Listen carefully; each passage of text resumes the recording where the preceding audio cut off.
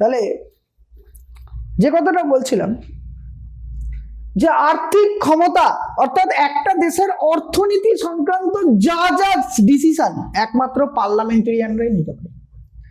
যেমন এখন যে ট্যাক্স আমাদের দিতে হয়, সেই ট্যাক্স রেট যদি পরিবর্তন করতে হয় পার্লামেন্টে গিয়ে ঠিক করতে হবে। কালকে যদি চলে আসা কর ব্যবস্থাকে যদি বাতিল করতে হয় পার্লামেন্টে গিয়ে ঠিক করতে হবে। এছাড়াও তোমরা জানো যে আমার দেশে যে বাজেট হয় সেই বাজেট একমাত্র পার্লামেন্টেই পেশ হয়। তাহলে দেশের বাজেট তৈরি করবার ক্ষমতা একমাত্র পার্লামেন্টেরিয়ানদেরই আছে। অর্থাৎ একটা দেশের বাজেট ঠিক করার ক্ষেত্রে অর্থাৎ ইকোনমিক্যাল কন্ট্রোল দিনের শেষে আমাদের দেশের এমপিদের হাতে আছে। পরের কথা বলি, রিপ্রেজেন্টেটিভ রেসপন্সিবিলিটি। এর পরের পয়েন্ট 5 নম্বর পয়েন্ট, জনপ্রতিনিধিত্বমূলক ভূমিকা। আচ্ছা, এমপিরা কি শুধুমাত্র আইন বানাবার জন্য পার্লামেন্টে যায়? না, not only that. The MP all are the representative of his constitution areas all voters.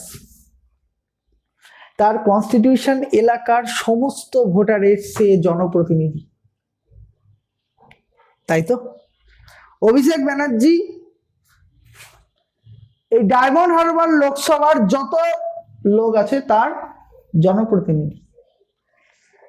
তাহলে একটা পার্লামেন্টেরিয়ানের তার গুরুত্বপূর্ণ দায়িত্ব শুধুমাত্র পার্লামেন্টে গিয়ে 83 টাকার চা খাওয়া নয়।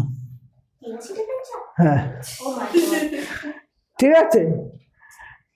একটা পার্লামেন্টের সাথে সাথে সে তার একটা এমপি কনস্টিটিউশন এলাকার সে পাবলিক রিপ্রেজেন্টেটিভ, অর্থাৎ সে সেই এলাকার দাবি দাওয়া চাহিদা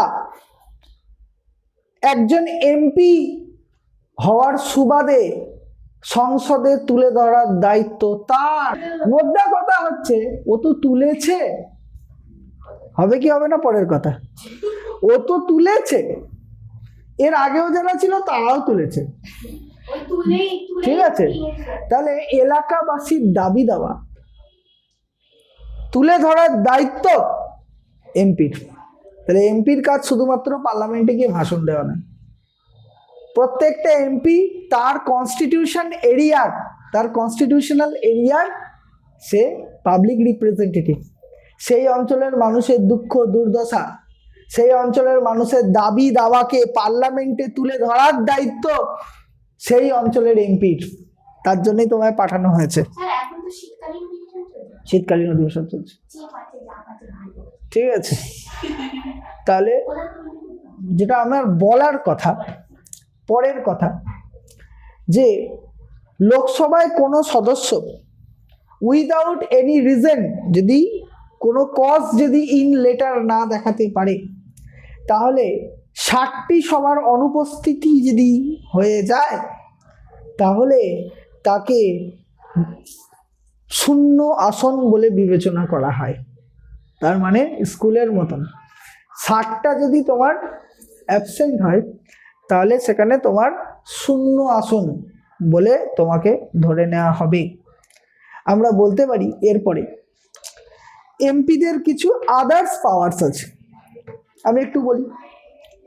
রাষ্ট্রপতি, উপরাষ্ট্রপতি, লোকসভার অধ্যক্ষ, উপাধ্যক্ষ, ভারতের নিয়ন্ত্রক, মহাগণনা পরীক্ষক, সুপ্রিম কোর্ট ও হাইকোর্টের প্রধান বিচারপতি, অন্যান্য বিচারপতি, কেন্দ্রীয় রাষ্ট্রকৃত কমিশনের চেয়ারম্যান সব লোকসভার সদস্যদের অনুমোদনের প্রয়োজন হয়। কারণ এই নামগুলো তোমরা পরিচিত, যে যা কনস্টিটিউশনাল বডি আছে। ভাই নাম রেকমেন্ডেশন কোথা থেকে করতে হয়? লোকসভা থেকে। এটা নিয়ম, আসলে করে প্রধানমন্ত্রী, কিন্তু নিয়ম প্রোটোকল অনুযায়ী তোমাকে লোকসভা থেকে পাস করাতে হবে। ঠিক আছে, তাই এখানেও কিন্তু লোকসভার একটা দায়িত্ব থাকে। আমরা এরপরে, আচ্ছা তার মানে তোমরা বুঝতে পারলে তো লোকসভার সাংসদদের কাজ, ঠিক আছে।